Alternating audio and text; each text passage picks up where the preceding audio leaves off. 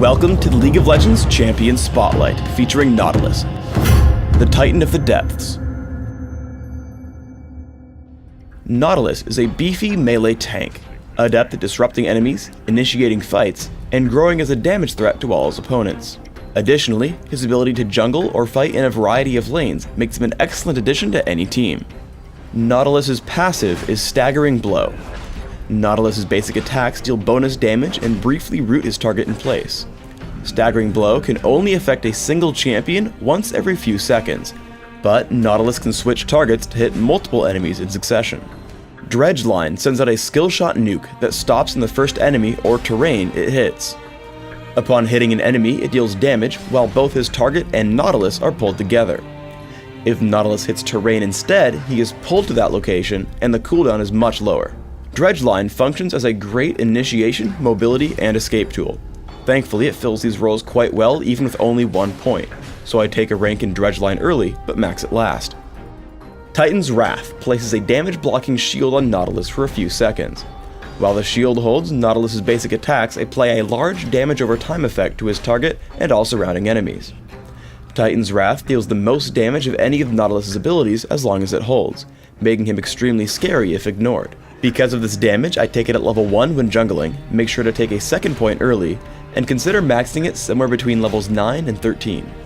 Riptide explodes the area around Nautilus in a growing ring, damaging and slowing enemies caught in these explosions. Enemies can be hit multiple times by these explosions, but take reduced damage by the additional hits. The use of Riptide is great to damage and prevent the retreat of running enemies, especially because they'll hit the expanding explosions as they run. As his primary disruption tool, I take a point early and consider maxing it somewhere between levels 9 and 13. Nautilus's ultimate is Depth Charge. Nautilus fires a shockwave that chases the targeted enemy. Any enemies hit by the shockwave as it travels are damaged and knocked up. Once the shockwave reaches its intended target, he takes even more damage and is also stunned. Generally, Nautilus will want to aim at a target far in the back to damage and disrupt the most enemies possible.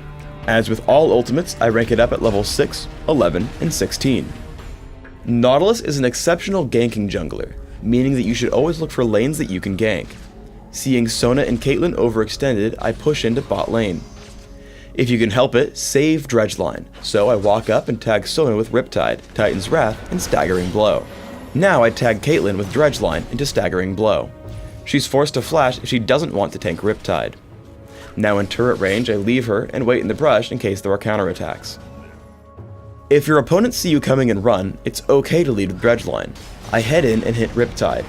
I charge after them and tag Caitlyn with Staggering Blow, allowing us to kill her as I flash away from the turret. For the second kill, I wander in to tank one more turret shot and then run into the brush to recall. This gives Graves enough time to take down Sona before falling, and we come out ahead 2-1. Generally, after finishing Philosopher's Stone, you should be able to rely on it for mana regeneration. Once the Ancient Golem respawns, ping and call over a teammate to grab this buff. Keep track of how much damage it's taking, and once you've gotten it low enough, take a step back, stop attacking, and receive endless praise from your teammate. One of the best traits of Dredge Line is if you're aiming for a champion against a wall, you're guaranteed to pull yourself forward even if you miss.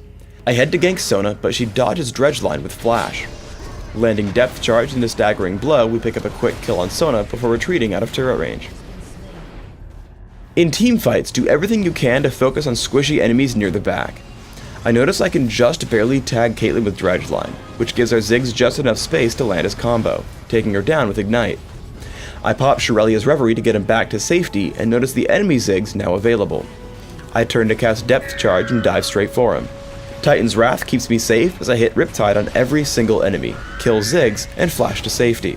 Between the damage and disruption from Riptide while tanking all the damage from our opponents, my team also cleans up 2 more.